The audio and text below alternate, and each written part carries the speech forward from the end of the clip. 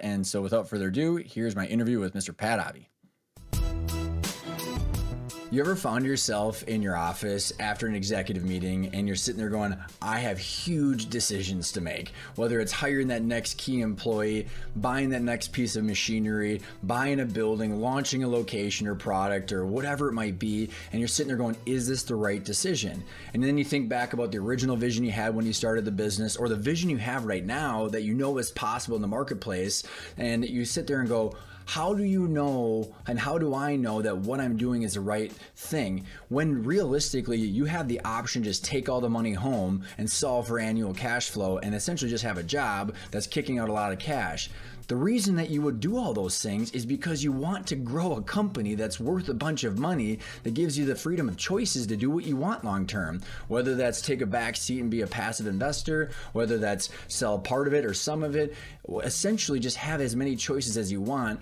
But what we find is that most times entrepreneurs and business owners are solving for annual cash flow because they don't know how to measure and monitor the value of the business and where they are today and how what they're investing in doing is growing a more valuable business and how to measure that into the future. And I had experienced the exact same thing. I ran a family business that was doing 20 million in revenue, 100 and some employees. And my dad and I had this constant conversation back and forth about what we should be doing and where we should be going, but we never really knew whether what we were spending our time and money on was making us progress towards that eventual goal of having a valuation that we wanted that gave us the choices. So then you have to sit there and go, maybe I should just take the money home or I should just hope and pray. That is exactly why we created this financial assessment, because if you organize your financials in a certain way, and we have this financial foundation with 4 components, you take this assessment, it's 22 questions, you don't need your financials, and at the end result of it, there's a results page where Pat, my partner, and I walk through 5 videos to show you a case study of what good looks like and how to actually project out the future value of the company and how you can make the decisions clear today to say, if I do these things, what's the impact on cash flow today, my ability to fund my growth, take the distributions, pay for taxes, all while staying in line, progressing towards the valuation that I want. So go take the assessment below, and I hope you enjoy. So I don't think we needed any introduction or prep for this interview because we are going to be talking about what Pat Hobby has been doing for just a couple of years, and 2 or 3. And we're going to be unpacking a lot of different roles and functions of the finance and accounting roles that a lot of entrepreneurs have to deal with and have to manage and have to understand. What does that mean? The What's reason that I was excited. role? Yeah, right. That's why we got you here. And, I think that just to tee it up is, I personally, if I were to go back like a decade ago when I was running the business, our family business, or how many entrepreneurs and business owners I talk to these days, where they just lump finance and accounting into one big bucket. Like our finance people or accounting people. And then it's like, are you talking about your CPA, your bookkeeper, your CFO, your controller? And they're just like, bah. And so there's a lot of confusion, Pat, as you and I have understood around what do these roles do, what are the functions that they are providing, and why does it matter? Like, that's really what I want to unpack with you. And you've been in this space for a long time, so I want to be able to help pull out the wisdom that you have, and hopefully we can help people understand like why these functions and roles matter, and then how to use them in a way that get them to the point where they're easier to. These functions and roles are helping people make easier decisions, not easier decisions, but the information for the decisions, better decisions. Thank you. And taking action towards the progress that they need to make. So with that being said, I know you've got a kind of a thought as far as like this concept too. Yeah. And I think you framed it up well. I think a lot of business owners don't understand their financials.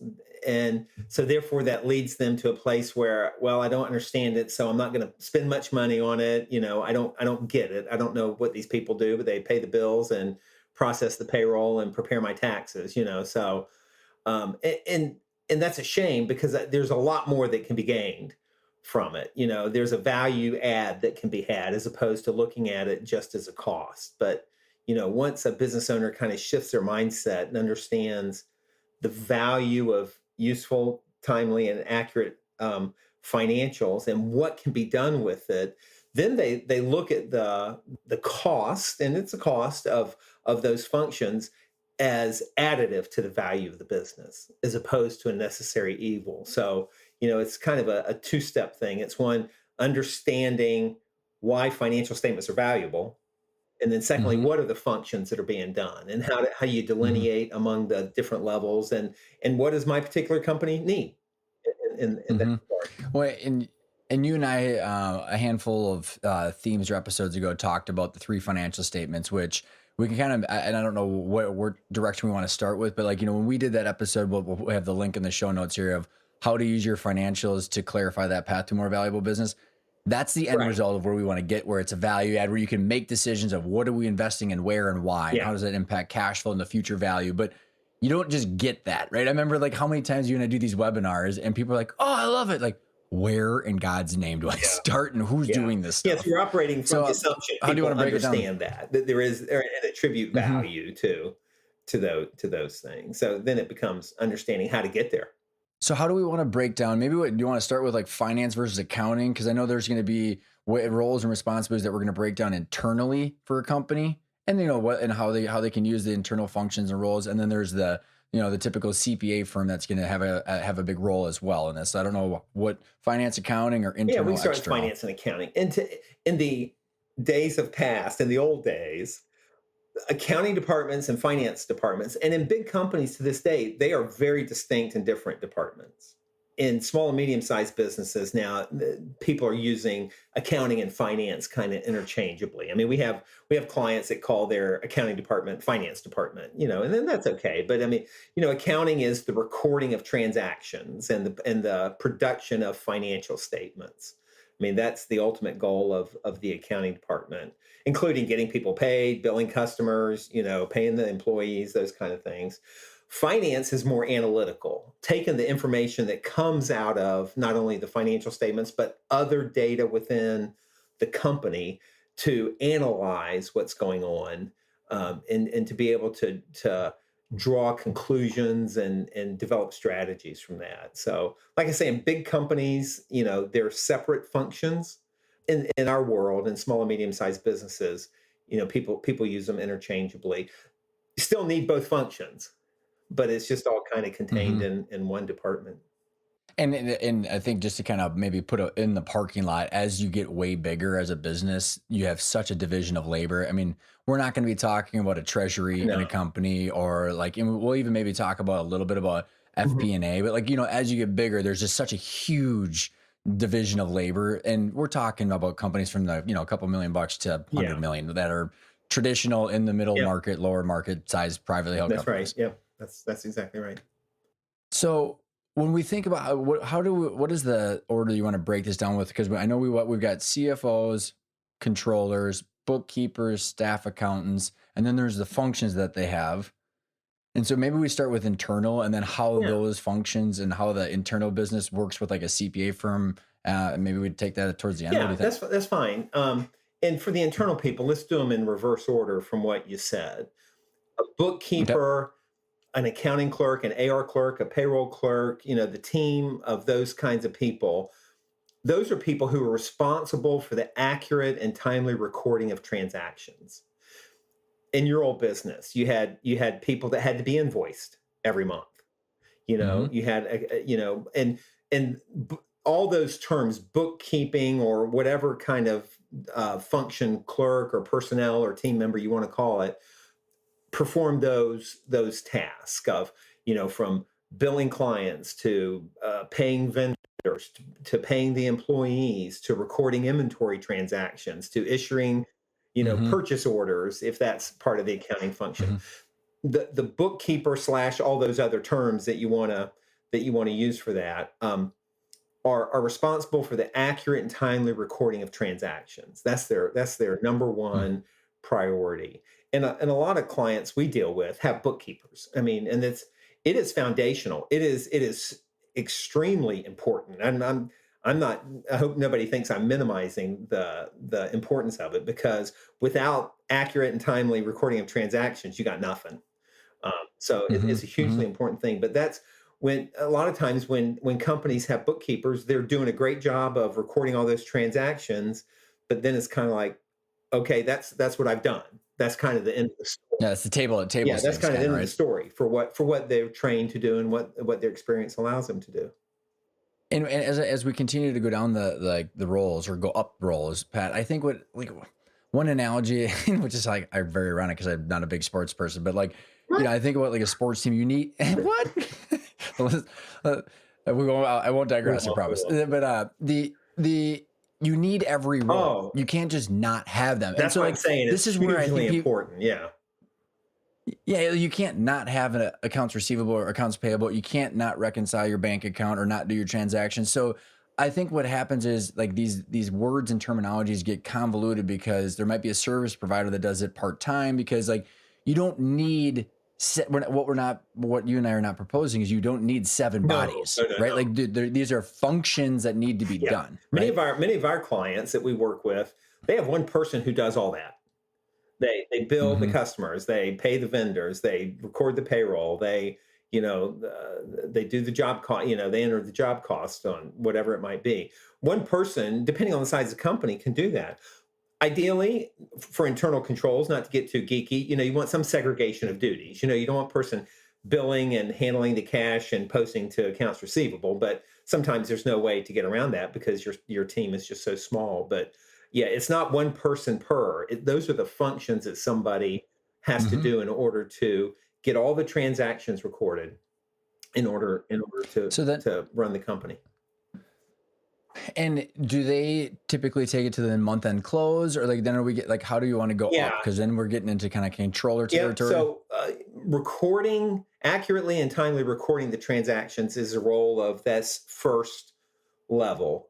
Again, hugely important. Some people call it bookkeeping, whatever you want to call it. Then the next step, and I don't know up or over. I don't like to say up because it kind of connotes more importance. But the next Yeah. level is a controller's job. To me and to you, to us, a controller's job is to produce accurate, timely, and useful financial statements at the end of every month. You've got to be able to check that box in order Mm-hmm. to say, I did my job this month as a controller. Just plain and simple. Now they're responsible for all the activity that leads up to that as well. In a bigger company, they're supervising the accounts payable person, the payroll person, Mm-hmm. inventory, the billing and cash receipts type people. But their job is to take all that transactional information, make other adjustments that are necessary, accrue expenses, or calculate WIP if you're a manufacturer using percent of complete or whatever it is. There's some higher level functions other than bookkeeping that need to be done, and the controller is responsible for doing that, reconciling the balance sheet every month to make sure that those numbers are right, and there's supporting schedules to tie to that, so that when they produce those financial statements, they're accurate. That is the role of a controller. So, and I want to maybe unpack a couple of those comments and phrases you made or concepts because, because at the end of like when you say we're going to reverse engineer this, where at the end of the month, you're going to get ideally a good financial package, which then we'll kind of get into more like what we think is the best financial package with the complete oversight of all of these departments with the CFO. But when you get to that, maybe trying to think of how to do this. It's like the monthly package, you get all three statements and they're accurate, right? You're not really getting analysis. It's just kind of like, hey, here's where you're at. But like, when you think about that controller and why there's a higher level analysis, you mentioned WIP, percentage completion, and revenue recognition, and I didn't say and the revenue banking recognition, you reconciliation. did. So just Nah, so everybody, I'm an accountant or finance. that's Which one am accounting. I? That's accounting. So, but like, let's unpack some of these concepts because that's why someone that's doing the transactions of the day-to-day kind of bookkeeping is not, I mean, you need to have this level of understanding of the business and the correlation of the operations of the business and the numbers in order to get to those correct, accurate numbers that you're talking about. So you might maybe want to describe some of these concepts. I mean, we have numerous clients who, the bookkeeper, clerks type thing are recording transactions. Well, if they're in a manufacturing business where they're using percent of complete method, and so they've got to calculate, all the things that go with WIP, earnings in excess of billings and billings in excess of earnings, that just takes a higher level of training, a different level of training and experience in order to be able to take that transactional information, organize it in a way where they can say, okay, we've got this project, we've earned $50,000, but we've billed $75,000. So we have a liability of $25,000. And to make record the entries and transactions to accurately reflect that. So your revenue's not off and your expenses aren't off. Revenue recognition, you're recognizing revenue in the period it was earned, and then to match it up with the expenses that were incurred related to the generation of that revenue. On a cash basis, I bill somebody today. If I'm in professional services and I have people recording time and all that, and I pay all those people in July, but I don't invoice the people until August, and they don't pay until September. Mm-hmm. Well, the expenses are in July and the revenue's in September. That doesn't work. So that's what the controller's job. Can you explain why that doesn't work and what that does to data and decision making? Because you're mismatched. You're not matching the revenue and expenses. For a dollar of revenue that you've earned, you want to know what did it cost me to generate that dollar of revenue? Mm-hmm. Well, if the revenue's in September and the costs are in July, how will you ever know when it was? So it just cash basis accounting does not work. I mean, there's some businesses where if you're a retail store and you record the sale at the time people pay, that's okay, but you're still got inventory and all these other things. So you've got to get to the point where you're recognizing revenue properly in the period it was earned, and you recognize expenses when you incur the liability or you get the service or the product, and it's not mismatched. It's called the matching principle in accounting. And you've got to have that. The controller's job is to understand that more complex situation, take the data that's generated by all the transactions, calculate that, make the proper adjustments in the financials so that when you get them, they make sense. Well, and I think about how that impacted my old business. And I mean, oh my God, the amount of stories that you and I have as examples to prove this would take like 2 of these episodes. But like my own, we would bill schools for their copy and their print contracts, and they would pay annually. And we have, technicians and vehicles and parts and consumables that are hitting that contract, but they paid in January. And I need to there was so many issues when we had our accounting system that weren't matching those together. So we're like, why do we have 50 grand in costs of payroll and inventory and vehicles with no revenue to offset that? And so the monthly financials look like shit. Like you're just like, okay, well, how am I doing? And maybe explain how, because on an annual basis, someone might be able to say, oh, last year we were fine. But like you're not getting the monthlies and why the monthlies matter and how the revenue recognition and percent completion impact the data and the decision making. Like for example, in your old business, you could bill somebody in January for a year's worth of printing services. So say $60,000. You record $60,000 of revenue in January, but you have no expense.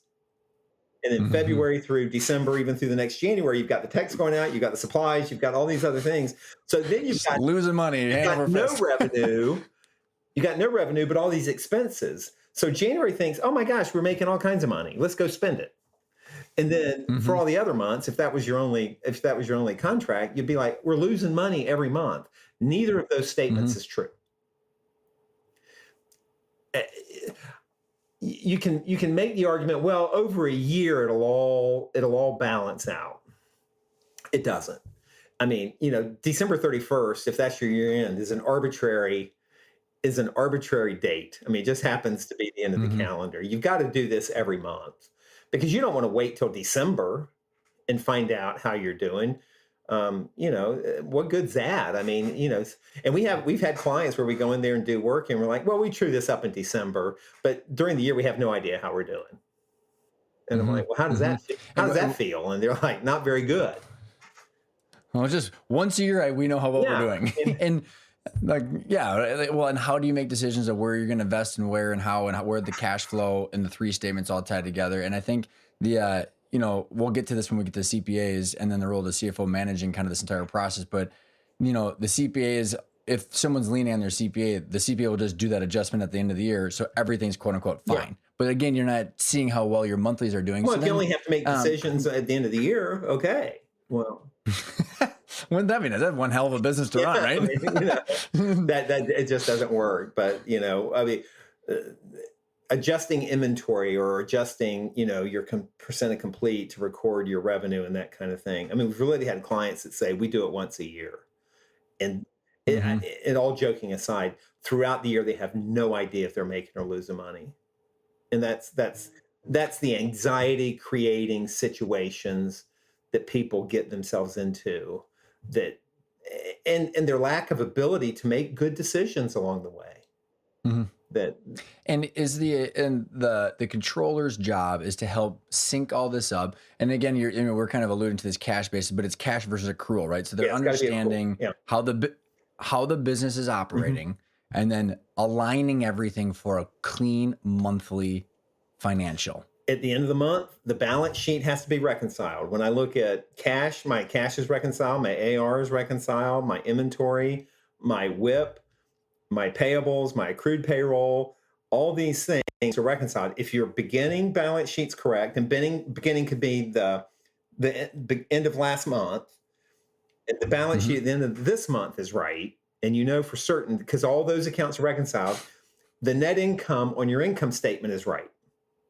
You may have something on the wrong line. You may have something in supplies and it should be office expense or something, but your net income is right. And I think we talked, you remember better than I, how the statements are tied together. That's part of it. When your Hmm. balance sheets are right, your income statement is right, and therefore your cash flow statement's right. So that's the controller's job, is when they hit the button and have their system produce the income statement, balance sheet, statement of cash flows. Not many companies do that, and they should.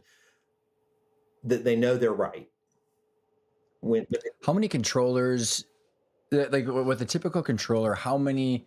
I mean, I think about how many CFOs we interview that don't use all three statements in a monthly package or an Mhm. annual package. How many? The controller's job, like just income statement, the balance sheet, like you're talking about. Most Like, of the time. can would you consider like a more advanced controller someone that's producing all three and tying them Mhm. together, or Yeah. how would you? Yeah. Somebody who's more advanced. The statement of cash flows is just very critical. Very critical. I mean, it shows where your money's coming from and where it's going. I mean, we get people all the time that says, "We're doing great, and I never have any cash." Why? And it's because they don't have a statement of cash flows. And when we prepare one for them, they're like, "No, I get it." And then it leads. I've got to offer better terms. I've got to put somebody on collecting receivables so my receivables just don't keep growing. I've got to look at the days of inventory that I have so that just doesn't get out of hand, that some inventory person. I mean, if I was responsible for inventory supplying to a shop, of course I'd want a lot of inventory. So I never Mhm. ran out. But if you're not watching that, you can't make those decisions to figure out why we're making money, but we never have any cash. And that happens a lot. Who would be the primary person responsible for that specific thing? Now we're moving into CFO type work, and we got to be careful. There's not this clear break between the roles. Hmm. They're people. They have varying levels of education and experience and training. So there's some people with the title of controller that do really advanced work, and some that don't do really advanced work. So we got to be a little bit careful. But taking the information, getting it in a format and using it to do analysis to aid in decision making. That's part of the CFO's role, Hmm. is to say, what metrics are important to us? What's the cash conversion cycle? What's the liquidity ratio? What's all these things that you can sit with the business owner that says, our inventory is getting out of control. Here's the data to support that. We used to carry 45 days worth of inventory. Now we've got 90, and Hmm. it's eaten up $200,000 of cash. Is that a good thing? Is it a supply chain issue? We've got to get ahead Hmm. so that we don't run out, or are we being lazy and not managing our inventory well and doing that? But that's moving now into the CFO's role, Yep. because they're helping to make those decisions. Well, and I think you touched on something that was really important. I thought is that these are people and they have different varying skill sets, which is why this topic that we're talking about, the functions, is so damn important because when someone goes finance people, well, you could have, and as we get into the CFO role, we can talk about the CFOs that are on our team versus the people that we don't think are a good fit. And it helps people understand how to take a person and match that person's skill set and their pay to what gaps do we have and how do we round out those gaps. And I think another thing that's important that you and I have run into, Pat, is that, the CFO knows how the mousetrap is built. That's another way that I put it, or another analogy I've given is like, someone goes like, "Oh, when should I hire a CFO? Should I wait till year 5 or 10?" And I'm like, you wouldn't wait till halfway through a construction project to have the blueprint built, would you? No. And the blueprint that I'm referring to is, this is an asset that kicks out cash that's worth something, and we're going to understand how to grow that asset. And that's where a CFO is looking at it from, I know how the mousetrap's built and I understand the blueprint, where like I see like the controller is more of like the function that they're taking orders from the general contractor architect of saying, okay, here's where we're going and why. Because otherwise, like you and I have run into issues where someone's like, "Oh, I've got a CFO," and they're more of a controller. And it's like, well, if they're more of a if they were actually a CFO, you wouldn't have to tell them what to do. Right? Yeah, and it's again, it's a little bit hard to talk about these without making one sound more important than the other, and they're all so critical to do. Go back to a sports team analogy. I mean, I offered it up. Yeah, I mean, without a center, it's hard to run an offense. You can have the best wide receiver in the world, but if the business owner is looking at the accounting function as a necessary evil and a cost, they're going to spend the least amount of money on it just to get people paid and get the vendors paid and bill the customers. And that's it. They don't, they may at the end of the month, they judge how their business is doing by how much money's in the bank. I mean, every morning they open up the app for the bank and look at the cash balance and make decisions based on that. Literally make decisions based on that.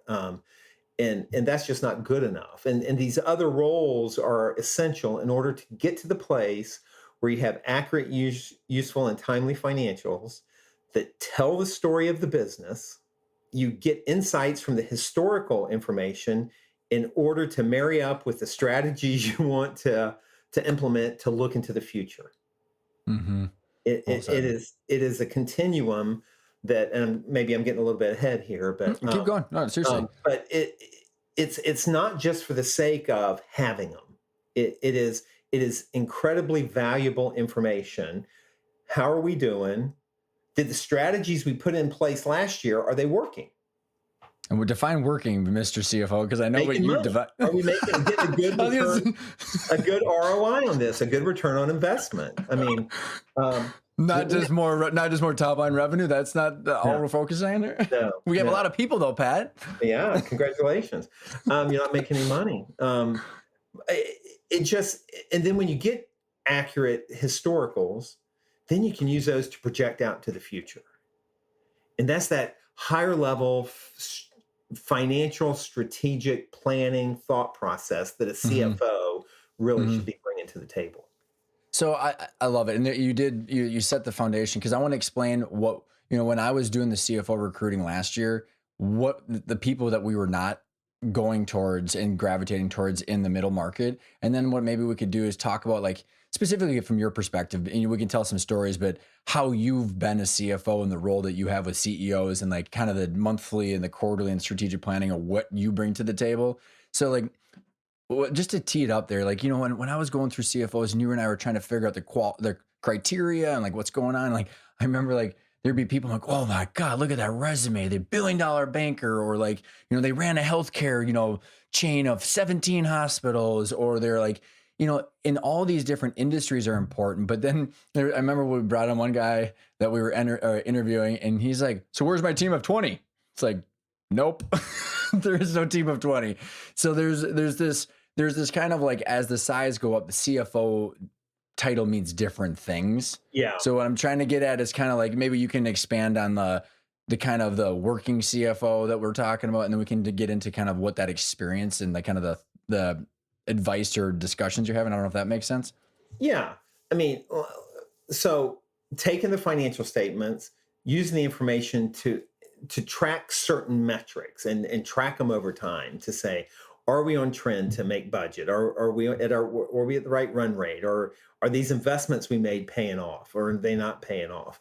That continual analysis of where we've been, where do we want to go, and are we on track is essential to doing that. Track to what? Where, like, maybe expand on that. Where have we been? Where are we going? And we're on track. What are you using to judge that? You should be using what the owner has defined as their goal. The owners want three things: create wealth, enjoy their work, make an impact. Creating wealth, I hope that the people listening to this and the business owners we deal with are thinking about their company, their ownership in a company, not their job, their ownership in a company as a financial asset. You want it to grow. In value, period. If you own that asset, you want it to grow. If you own Apple stock, you want it to grow.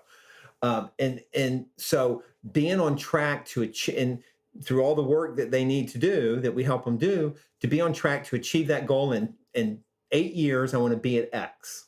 Maybe I want to sell, maybe I don't, maybe I want to become an ESOP, maybe whatever it is, but knowing where you are today, my company is worth about X. I want it to be worth 3X in 8 years. Measuring that so that you can tell all along the way, are we on track to hit those goals that the owner has set for themselves? So, and it's a perfect tee up, because like I think about like all the conversations I have with people, and it's like, you know, because I spend a lot of my time explaining what the role of a CFO is, because most people between a couple million and 50 million have never actually had a CFO. You know, you and I have talked, and these are ranges for everybody. So this is not like Robert Half's like payroll, you know, the once a year where it comes out and blows everybody's company up for a while. It's like, you know, you got your controller between what, 85 and 130-ish or something like that, depending on size of company and complexities. And then your CFO between what, 150, 175 and 300, depending on complexity and stuff. So like you and I have constantly said, like, if, you know, someone's a CFO and they're getting 100 grand, most likely they're not a CFO, right? Unless you found someone that is retired and you got a good deal or something like that. And I say all that because, you know, as we get into what is the oversight of the CFO with that pay and that experience look like. And as I'm about to tee up, and we can kind of talk the oversight, but I always say to someone, like, the CFO is sitting there and taking the idea, the visionary, and saying, like when you and I met, I go on all these things. Great. How do we fund those? How does that impact the current cash flow and the future value of the company, my distributions and my taxes?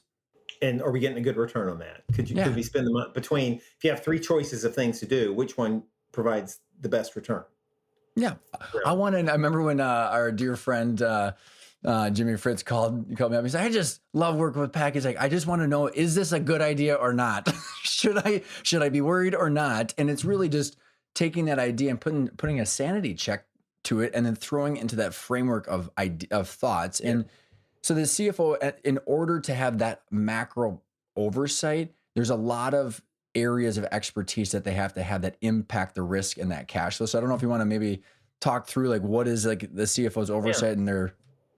Yeah. So budgeting is one of them.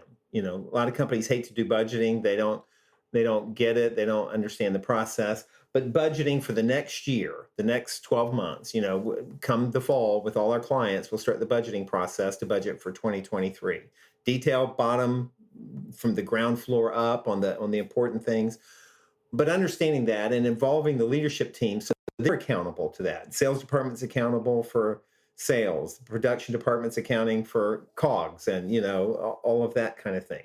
That's important. Well, we take sorry, I think that's an important, because this budgeting thing is something that you and I have realized that, you know, we've talked in some of the previous episodes that it's not divide by 12, add 5%. Can you expand on your budgeting process that you and all our CFOs and a good CFO would do? Because it's a business planning exercise, period. It's not some, going back to what you said at the beginning, Pat, it's not some, you know, cost administrative BS thing that someone hates. It should be the most insightful thing that they do each year if they're doing it the right way. So how would a CFO lead that process with other departments and the operations? Yeah. And I'm going to repeat something you said. Don't take last year's add 5%, divide by 12 to every line. Don't waste your time doing that. I mean, that's not budgeting. salespeople love to claim that everything starts with sales. I mean, they always brag at you, people like you. Well, everything, if it weren't for sales, nothing would happen. Until we get to budgeting, we say, okay, we can't do anything until you tell us what sales are. Well, that's really hard. Then they don't want to. Wait, I got to be accurate here. Like, you're going to tell me that I want to be first. Then, customer analysis. What's our churn? Which customers are growing? Are there certain segments, depending on what you have, where certain kinds of customers are growing? And you don't have to go down to your 128th customer on your size list to figure out if their 3,000 is going to go to 3,500. A lot of times the 80-20 rule will come into play. Your top 20 customers, or 20% of them, are going to account for 80% of your revenue. Making sure you get a really good sales projection. Sometimes that takes the salespeople going to their clients. And I've encouraged people to do this, and it works a lot of times. We're in the budgeting process. What do you think you're going to do with us next year? You just made every salesperson that's listening and pucker up a little bit. Throw up a little bit in their mouth. I'm telling you, I've seen that help salespeople build relationships with their customers, because you're saying yes about me, but what do you guys think you're going to do next year? Mm-hmm. I mean, I've seen it work so many times. Salespeople resist it until they've done it, and then they can't help themselves. But in today's world, though, you have quarterly business reviews. The sales function has really gotten in tune with that, and a lot of that information is there. Starting with a really good sales forecast by month. Your old industry, 40% of your revenue for a certain segment of it came in the last quarter of the year. Mm-hmm. Well, what good does it take to take an annual number and divide it by 12? Mm-hmm. Mm-hmm. How do you staff for that? How do you account for that? Based on the sales number, then you got to look at what does it cost to produce the revenue, either in products or services. Are your margins declining? Do we have increased input cost? Are we going to have to raise pricing?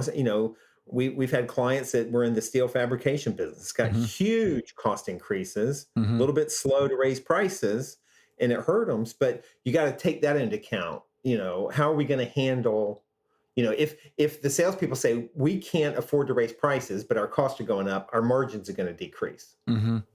Is that real or not? And as you're getting into this, Pat, too, this is where I've said, like, this budgeting experience that you're referring to that is led by the CFO, like, if there's no CFO and it's just the owner and a controller, the owner's ultimately responsible for knowing all of these things and their business implications on the operations and the cash flow, inflation, labor issues.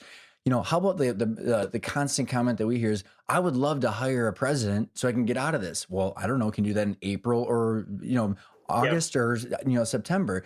It's taking the ideas and the wishes and wants and handing it to someone like you and saying, this is what all needs to come together, and can we afford to do these things and when? Yeah. Right.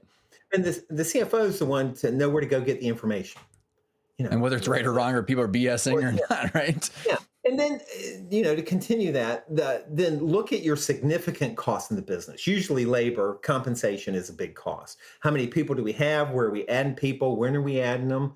And budgeting it out by month to say, here's what our payroll looks like. And then any other significant costs. Don't go worrying about office supplies. That's one where you can add 5% to and be done with it. But in most companies, maybe 10 line items in the financial, on the income statement, are worth a real hard look at it, and the rest of it is probably more of a minimal effort. But that is just really important, because then if you get your team involved, you can hold them accountable, and if you show them how they're doing to budget every month, that's a big incentive. And of course, you got to, in your and I's world, we try and encourage people to tie compensation to those things. I love it. You just took the thought out of my head. Yeah, but being able to hold people accountable in a positive way, of doing that. Well, and I think like the budgeting is really important. I was just going to say, because like when you're talking about budget, like, and again, what I'm trying to continue to pull out is the CFO is the fabric that glues all this stuff together, and the owner's been usually the one who holds all this stuff in their head. And like you said, they know it, and they look at their checking account instead of doing this in a way that plans it all out. And what you were saying of like the conflict of sales and service, we're like, what are we selling at what margins? And then how much inventory or how many people, whatever it was, product, service, manufacturing, you're tying those two together at the right margins. And the CFO is the glue, right? Between sales, service, and understanding how this all flows together. Yep. Okay, and then we project that out 2 or 3 years. You don't go through the same detailed level. Then you say we think sales is going to grow by 10% a year, 15%, or our margin's going to get squeezed. What's our SG&A going to do? At the end, you have next year's budget, very detailed, and then out year projections. If you could do the next 4 years, so you got 5 years worth of information, you can do it in a 3-statement model: income statement, balance sheet, statement of cash flows. Assuming those projections are correct, and of course we all know they change, you can look and say, here's what my financials are going to look like in 5 years. That is incredibly insightful information, because it'll help lead you to, I'm getting closer to my goal or I'm not. And when you said from that, you can actually project a range of value of a company. Yes. And then you get to really valuable information. And when you wrap around that value, like you had said, this is where I think about how the mousetrap is built, or the blueprint, right? Which is, if I want to net on whatever transaction, just like, again, everybody can go back and refer to the financial, how to view your company as a financial asset that Pat and I did, talking about the 3 statements. Because you said then you have good financials, and you're not talking about just the income statement. You're talking about all 3 with those projections tied out with a future value of the company. And then there's a couple major components inside there, Pat, that I don't know. I've never really seen any controllers that do. Like you said, you might, as it depends on the person, but what is working capital? How are we going to fund that growth? And then how does that impact my distributions as the owner and my ability to pay taxes? So like, I don't know, I like in my head, I'm the picture guy, and the rows and columns. It's like, I can see that picture, and you need to understand what that picture is. So that way, when you're managing the budgeting, sales, operations, internal admin, like how those puzzle pieces fit into that framework. So like, I don't know, maybe you can talk about working capital and like as the role of the CFO and distributions and taxes, how that plays into this. Yeah. One other quick thing, strategic planning is another part of it, because say, what is it? We have some objectives and some goals to grow the value of the company. If we collectively determine that takes revenue growth, what are the strategies to do that? Open another office, offer more services, whatever, raise prices, whatever it might do. And let's say we hit on some strategies that just knock it out of the park, and we're growing it. I'm making up a number, 30% a year, which is just awesome.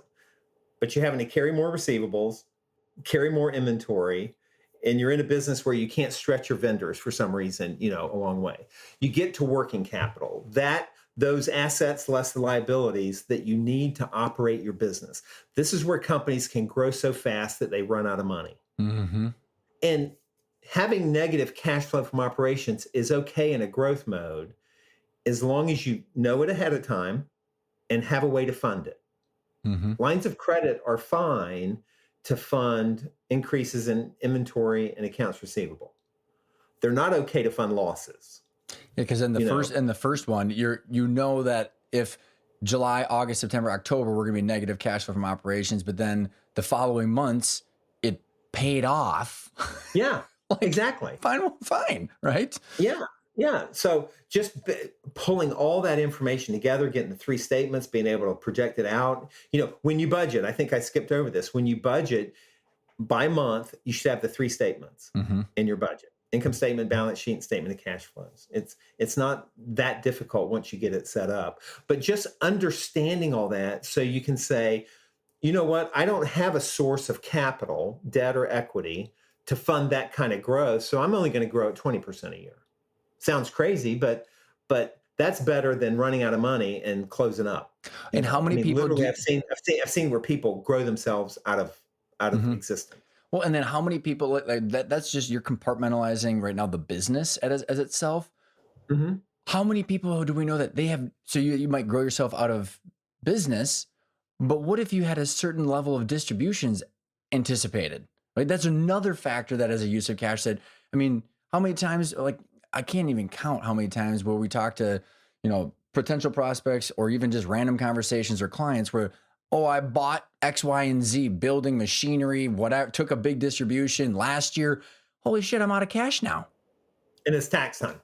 And I wanted another distribution. Yeah, how about that? They have to have another distribution. I mean, and so just doing all this work takes the uncertainty out of all that. Mm-hmm. I know come, X dates, the estimated tax payments during the year, I've got to do that, and we can calculate it along the way, set the money aside so that, there are no surprises. You minimize the surprises. There are always surprises. If you run a business. By the way, everybody, Pat knew COVID was coming. No, I was kidding.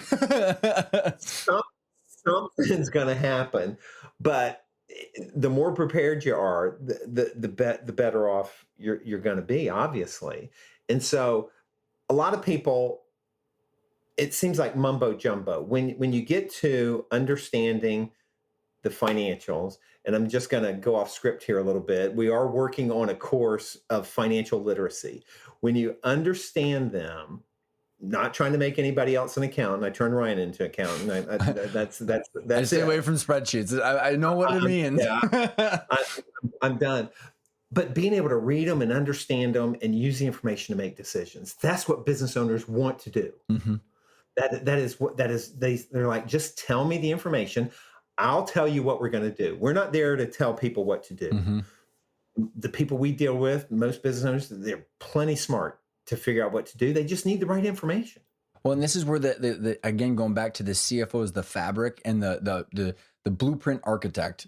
Well, I don't even know if I'm messing up those words. But you have a blueprint based on an architect that says, I know exactly what the whole picture needs to look like, and here's how all the variables fit into place. Because if one of those components is off, it doesn't work. And which is why the CFO, who's responsible then for the banking relationship, the CPA relationship, and not just the finance function. So let's start with internally too. Because again, well, let me go back a sec. It's about taking the visionary entrepreneur's idea and then understanding how that translates into a cash flow and financial asset, which is where the CFO is that oversight of that. But there's other things other than the finance function internally that are necessary to oversee that fit into that puzzle picture or that puzzle. And then also the banking, the CPA relationship. Let's talk about the internal functions that a lot of CFOs typically oversee as well. The internal ones? Mm-hmm. Yeah. Some of them are like HR from a compliance point of view. Most CFOs probably shouldn't be in charge of culture at a company. If you're listening, and Pat's face was kind of funny when he was like, yeah. Speaking from experience, yeah, I won't even go through my 3 HR theorems because it would probably be insulting. But from a compliance point of view, insurance, analyze, do we have the best insurance plan? 401k, is our 401k plan set up? A real quick, disability insurance. If the company pays the premium for disability insurance and somebody goes out on disability, their payments from the insurance company are taxable. The employee has to pay tax on the insurance proceeds they get. If the employee pays the premium and you can actually raise their pay so they aren't out the money, they pay the premiums, they go on disability, and when they get money from the insurance company, it's not taxable.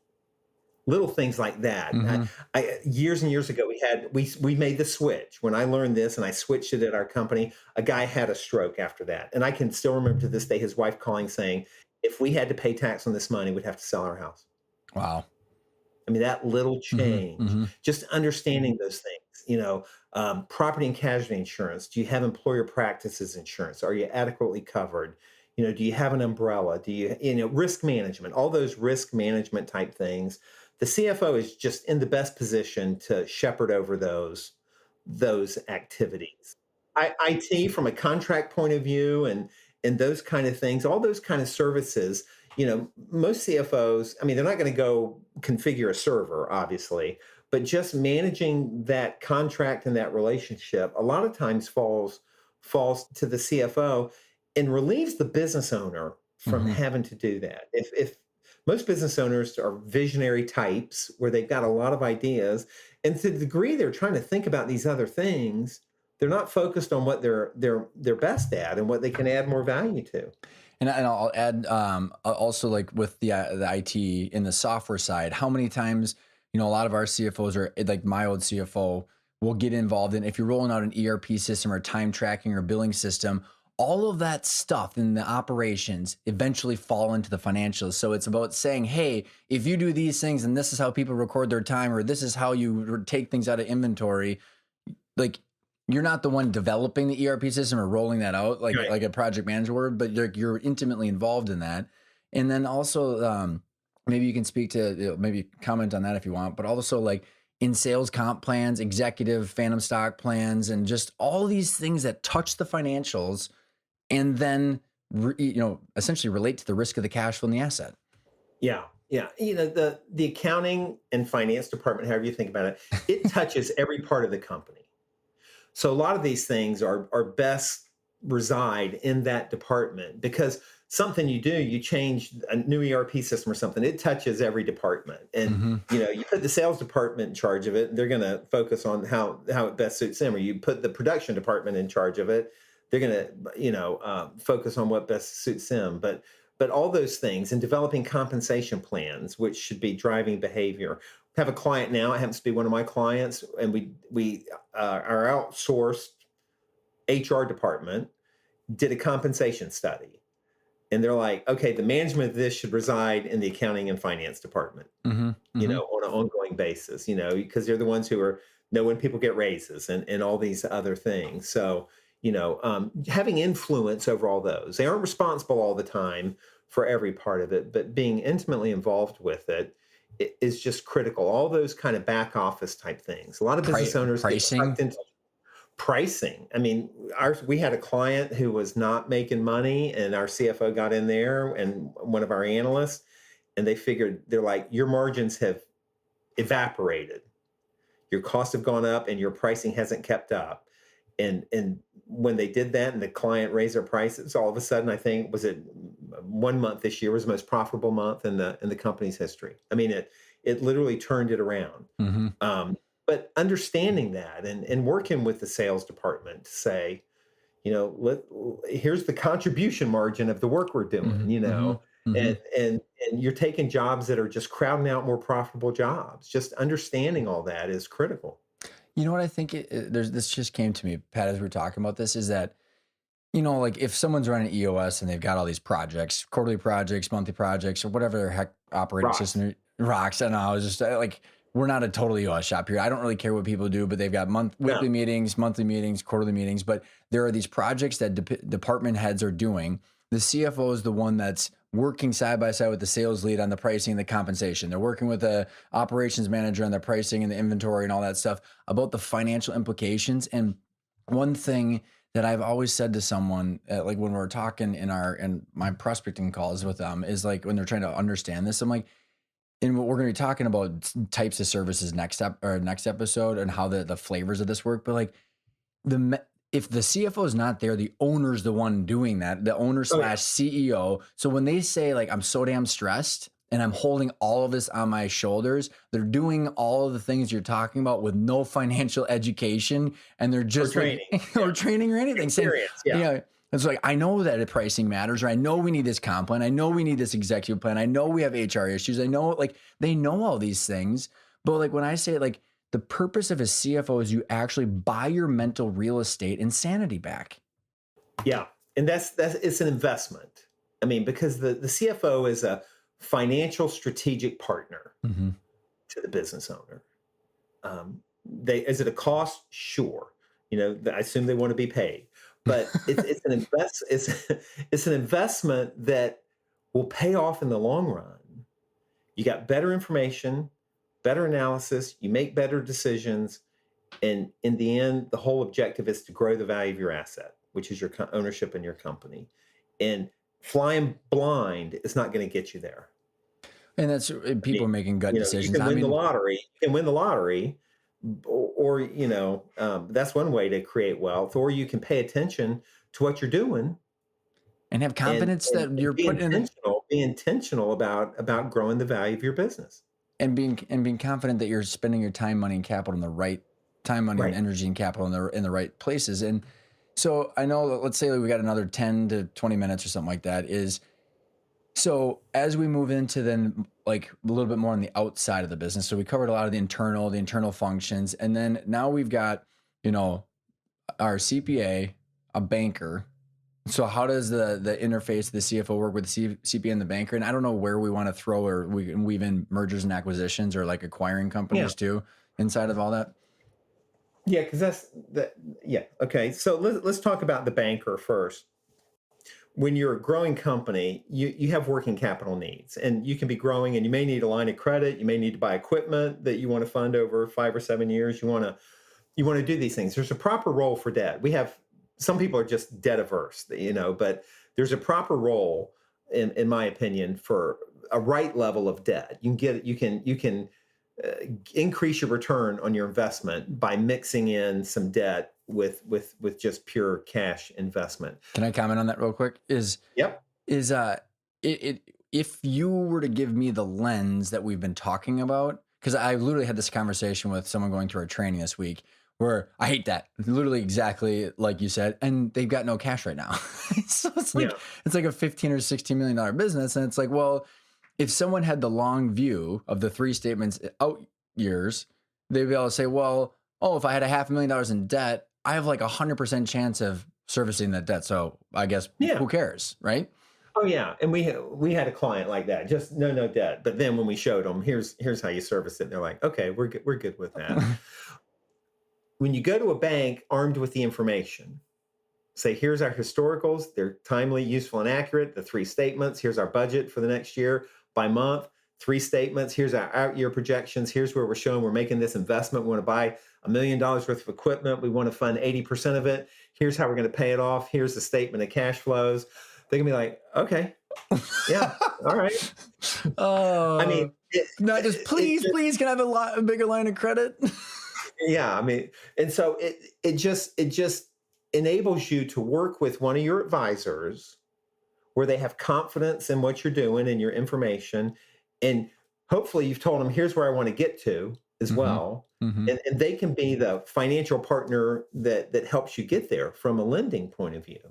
And so it's not just for the sake of doing it. It has impact on outside advisors of saying, here's how we want to do it. And you go in without anything, and you're like, hey, I'd like to borrow $1 million to buy some equipment. You're like, well, how are you going to pay for it? What kind of returns are going to be? How are you going to service it? No, Well, hard we'll work, sell Pat. enough to make. Yeah, We'll sell enough to pay it off. real hard work, Yeah. man. Trust me.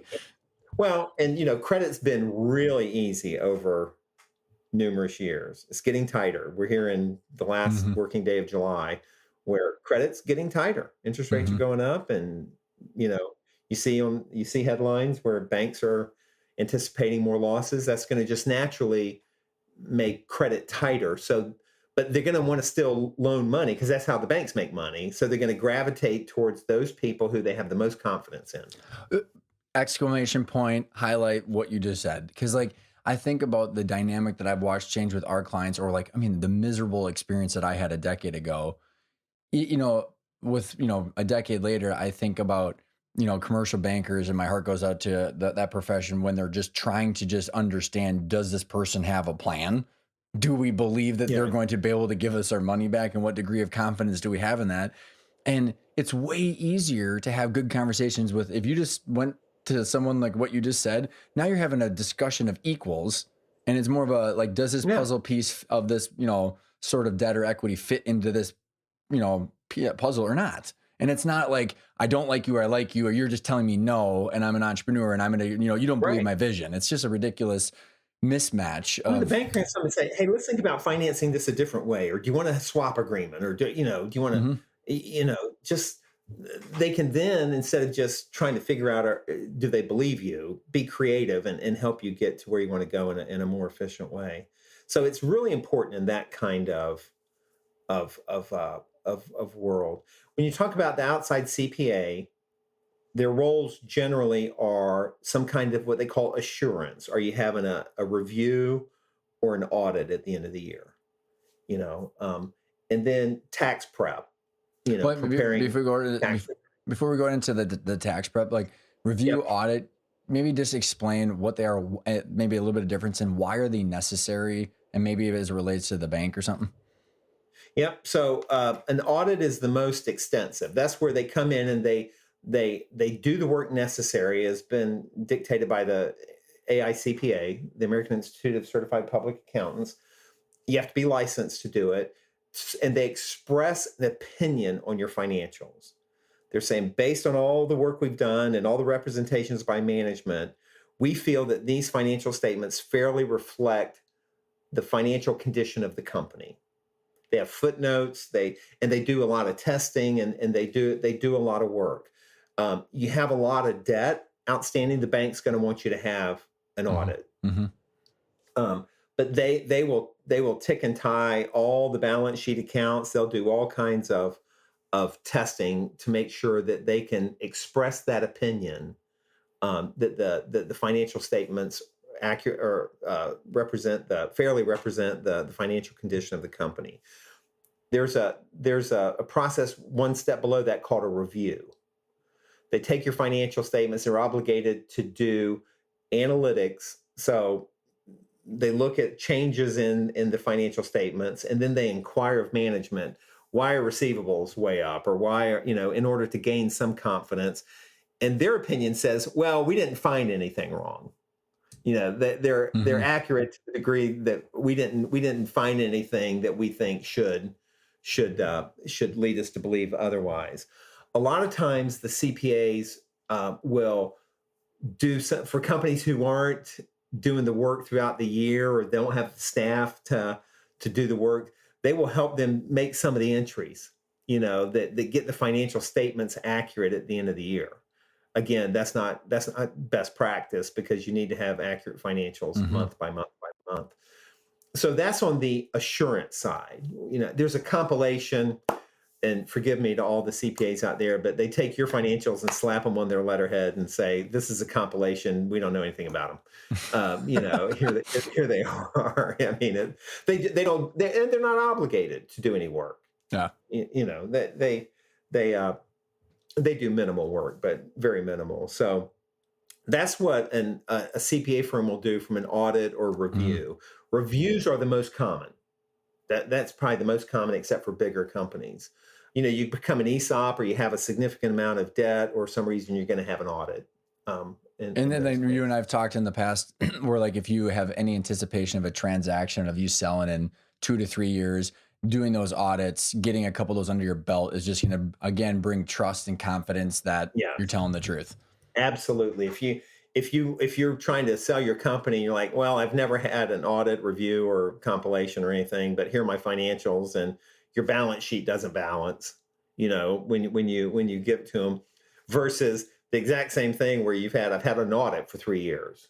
You're in a better position to negotiate. I mean, a better price, literally a better price, because in the first situation, the buyer's going to say, I don't have a lot of comps in there, so I'm going to hedge my bet on my price, because I don't know if these are right or not. So can you talk about the CFO's direct line of communication? Like, if there's a CEO, owner, CFO, and then the CPA, what is the role of the CFO in interfacing with this entire process? The CFO should have the primary relationship with the CPA firm. The owner can attend one meeting a year, usually, where they review the financials and that kind of thing. But the CFO has got to be the contact for getting all that work done. And you're the one that's providing. Organized, the more organized you are, and the cleaner your financials are, the cheaper your review or audit's going to be, because if they have to recreate a bunch of work, it's just going to be expensive. So then you're the CFO is essentially bringing the financials in the clean way that you've been talking about, telling the story, helping the CPA, all the account reconciliations, all the supporting documents. Yep. So then, as we think, and we're not going to get into a ton of other CPA roles, because a lot of other bigger CPA firms that are growing nowadays might have a professional services. They might be doing some of that bookkeeping or helping someone with the tax analysis of a sale. But again, the CFO should be guiding, even on the sale, specifically on the sale, kind of guiding that CPA. But like other CPA firms are kind of building out some of the functions, services to provide the functions that we're talking about. They're trying. So the next thing is the mergers and acquisitions. So, a lot of how many kind of conversations I had, like, hey, we're gonna like buy this company, and it's like, what's your plan? Like, how are the combined companies gonna look? And so maybe just talk about the role of a CFO in an acquisition strategy, or even on a eventual sale? Maybe kind of take that in one, two Yeah. step. So on the analysis, the CFO was going to be involved with the owner in developing an acquisition strategy. We have several clients now that are in kind of an acquisition mode because that's part of their growth strategy. We have one client that says in 2026, we want to be at this level of revenue and this level of EBITDA. And when we look at our core business, we've projected it out for all those years, we're short. And it's in an industry where it's tough to fill that gap between where they're projected to be and where they want to be, except through acquisition. So we're on an active acquisition strategy. Doing the initial diligence and modeling to say, if we paid X for this, here's how the three statements, again, and in our analysis, we have a tab called three statements, in the out year projections. How's this thing going to pay for itself? Mm-hmm. If you pay this amount of money for it, what kind is it going to cash flow, first of all? And secondly, what's the return on the investment of the dollars you have to put in? Most times you mix some of your own cash with some debt. Mm-hmm. And then you say, what's our internal rate of return? What's our rate of return on this investment? And say, if it's 5%, say, we're not buying a company and going through all that risk in order to get a 5% return. We can go out and get a very safe investment and get that kind of return, but and we set a minimum. We say we need to get at least a 20, 22, 23% return before we even consider it. So then, so it's the CFO's role to help with the strategy and to take the financials. You sign an NDA with a target, you get their financials, you put them in a model, you talk internally about the team and talk about the strategy and talk with other experts about what's a range, depending on the industry, and say, here's what we think this business is worth. And if we paid this, here's how the financial statements would look, and here's our return.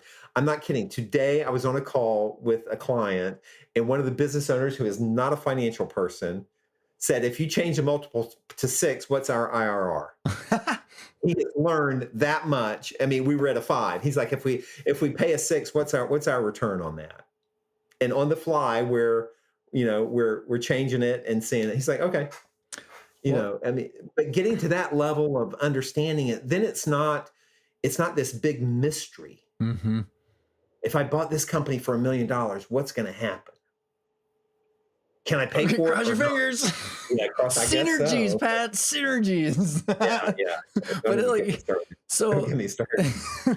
But it's the fabric and the glue behind everything. And then, so and you said what do we not everything. Let's be specific. About that. But hold that thought for a sec. Put your thumb up. Okay.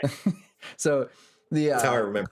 So you said, what are we going to pay for? But it's also part of the CFO as that modeling is how is it debt, equity, earnouts, promissory notes, and then how does that impact the mothership and the long-term goal? And then, absolutely. Explain maybe how then you get the CPA and the bank and the attorneys involved in that, and then go back to then it's not the everything, because I think that'll be a good wrap up. Yeah, and so for the bank, for example, one of our clients made an acquisition, and we had this modeling, and we put it to them, and they started asking just what I thought was an unusual amount of questions about it. It wasn't that big of a deal dollar-wise. And I finally said to the banker, this is kind of like we're asking to buy money, kind of like a home loan here. We're in that neighborhood. Let's don't kill ourselves over this. He's like, yeah, you're right. Your modeling works, but taking that and going to a bank and saying, here's what we think will happen on this. Mm-hmm. And if they have that, then they can kind of test it and say, well, okay, what's growth's not that much, or how much cushion do you have in order to pay us back? And it's just like dealing with your banker on other issues. The more information you have, the more precise it is, the more understandable it is, the easier they're going to have getting a comfort level with that. And then you're then helping interface with the financing, and then you got the legal and then the CPA that you're also interfacing. And there's a point of why I'm kind of helping you explain this experience into what it'll tie out with our wrap up. So you explain how, in that because you're also even if there's not an acquisition, the CFO is interfacing with the general counsel for the most part. Oh yeah.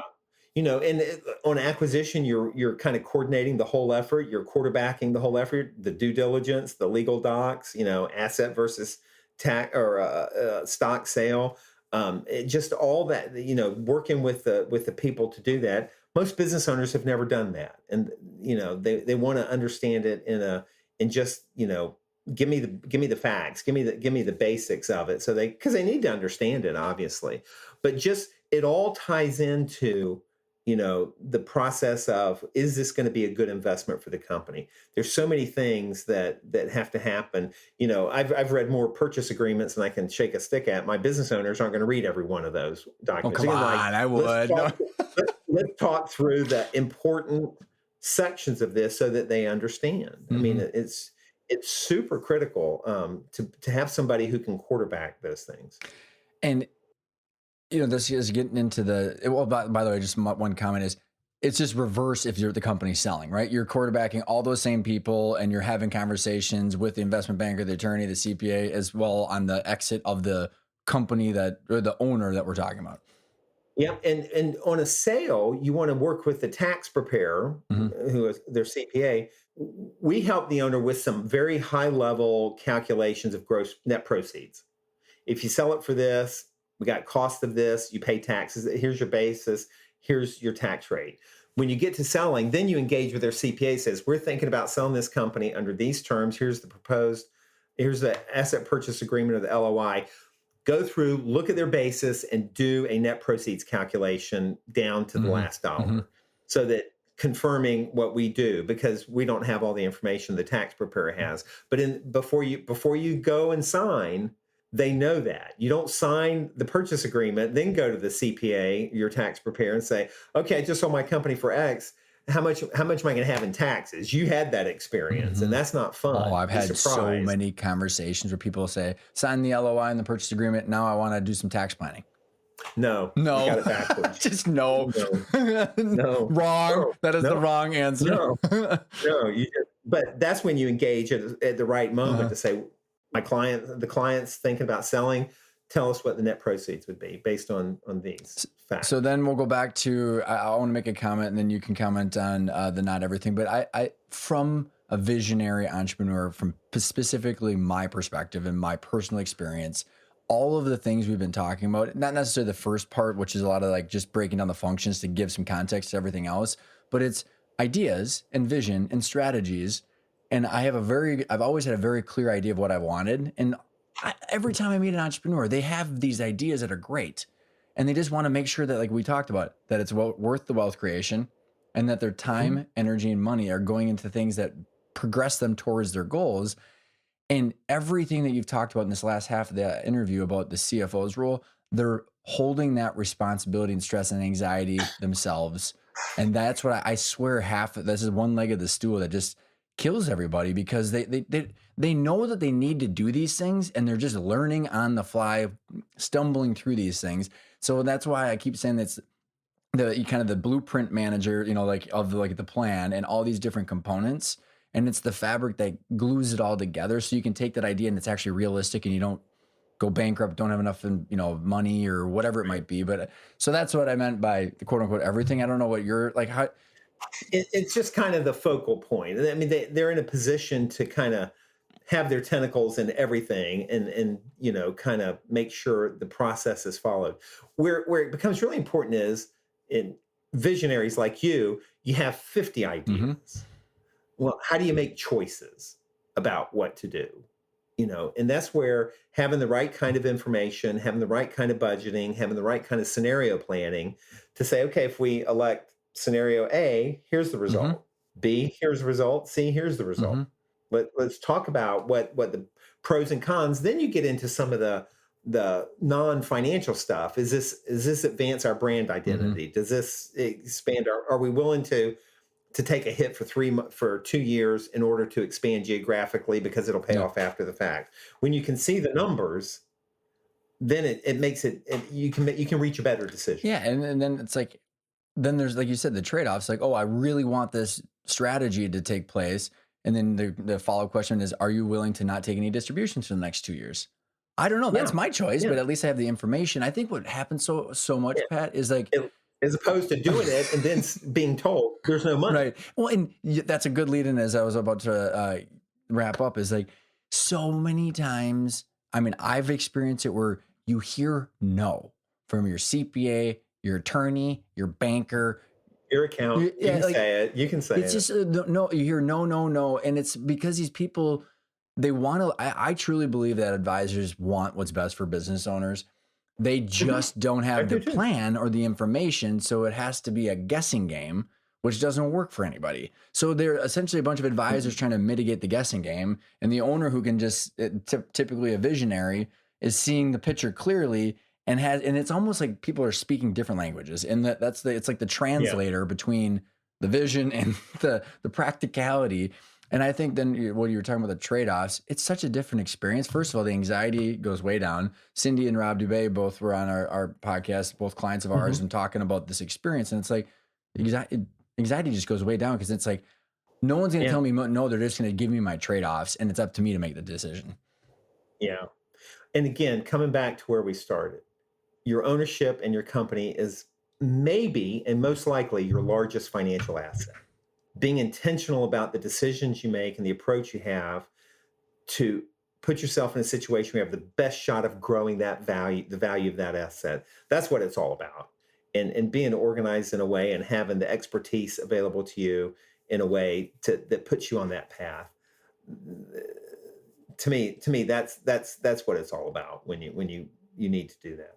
So, as a way of wrapping up, I got a question for you instead of what is intentional, because you've been on too many times now to keep hammering you and trying to switch it. The definition is for all the business owners that are listening in and entrepreneurs and CEOs or the different leadership team, and they're going, shit, that's a lot of finance. And that's I got a stomach ache because I don't know any of the stuff. Like what would be your parting words for someone that's got anxiety because of this conversation? Based on a lot of experience and dealing with a lot of business owners, some who knew a lot about finance, who were accountants, trained accountants, to people who were, no offense, marketing. I mean, not trained accountants, marketing people. I was a copier salesperson, so come on, it's okay. With a little bit of financial literacy, a business owner can understand what they need to understand about this. And when they develop a true trusting relationship with the CFO that gives them what they need, for all of our clients, for all the information I give them that maybe sometimes seems overwhelming, there's 20 times more of that information behind the scenes that they never see. But being able to deliver the information in a way and because business owners are smart. They've worked hard. They started a business. They've gotten to where they are. Give them the right information and they get to make the decision they want to make as long as they understand all the implications of it. It is not that hard. I know sometimes it seems overwhelming and sometimes there's a lot of cleanup to do when we start with a client that seems a little bit painful. But when you get to the end and they understand how to read the three statements and they understand how to interpret the metrics that we're giving them and they understand the difference between how much debt you put down on a deal when you're in an M&A deal, how much you finance and how much you pay and what's the IRR. Today, that conversation with that business owner, it wasn't painful. He wasn't struggling. He knew exactly what we were talking about. You get to that point where you've got that relationship. You haven't had to spend a whole bunch of mental calories on thinking about the details. You're thinking about what's important. And you can ask yourself, if I do this, is it going to help me grow the value of my business? Well, that sounds like something that is fun to focus on. Yeah. Well, thank you so much, Pat, for coming back on. And we will be tuning in for another episode here pretty soon. Okay.